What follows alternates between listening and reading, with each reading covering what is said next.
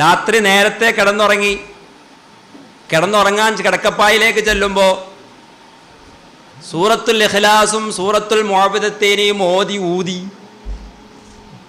ഓതാറുണ്ടോ? അറിയാമോ അങ്ങനെ സംഭവം?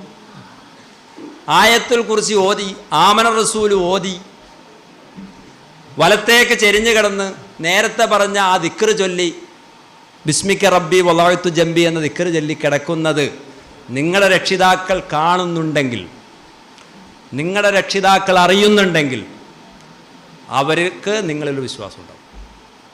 അതാണ്, അങ്ങനെ വിശ്വാസം ആർജിച്ചെടുക്കണം. അല്ലെങ്കിൽ എന്താ കുഴപ്പമെന്നറിയോ? ഖുർആൻ തന്നെ വളരെ വ്യക്തമായിട്ട് പറഞ്ഞതാ, ഇന്നമാ അംവാലുക്കും വ ഔലാദുക്കും ഫിത്ന. തീർച്ചയായും നിങ്ങളുടെ സന്താനങ്ങളും നിങ്ങളുടെ സമ്പത്തും നിങ്ങൾക്ക് നാശമാണെന്ന് പറഞ്ഞത്. വേറെ സ്ഥലത്ത് പറഞ്ഞു, അൽമാലു വൽ ബനൂന സീനത്തുൽ ഹയാത്തിദ് ദുനിയാ വൽ ബാഖിയാത്തു സ്വാലിഹാത്തു ഖൈറുൻ ഇൻദ റബ്ബിക സവാബൻ വ ഖൈറുൻ അമലാ. ദുനിയാവിലെ സീനത്തുകളാ, അതിൽപ്പെട്ട മക്കള്. നിങ്ങളെ പാപ്പാക്കും മകൾക്ക് ഭയങ്കര സന്തോഷമല്ലേ? അല്ലേ? നിങ്ങളെ കാണുമ്പോ ഇല്ലേ? നിങ്ങളുടെ